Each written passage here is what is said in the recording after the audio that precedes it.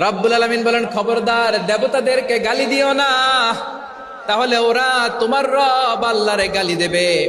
প্রতিটি জাতির জন্য তাদের কাজকে আমি আল্লাহ সুশোভিত করে রেখেছি, তারা সবাই একদিন আমার কাছেই ফিরে আসবে।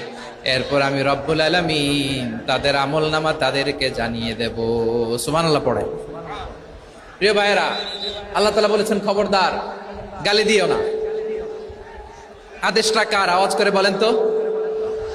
হিন্দুদের দেবতা দেবদেবীদেরকে গালি দেওয়া যাবে না। আওয়াজ করে বলুন প্রিয় ভাইরা, এই আদেশটা কার? এই আপনাদের গলার আওয়াজ। অন্য ধর্মের দেবতাদেরকে যে গালি দেওয়া যাবে না, এই আদেশটা কার? আরো জোরে বলুন, কার? গালি দিবেন কোন দেবতাকে? দিবেন? যদি দেন তাহলে ওরা আল্লাহরে গালি দিবে। তাহলে আল্লাহরে গালি খাওয়াইলো কে? আপনি। ঠিক কিনা বলেন?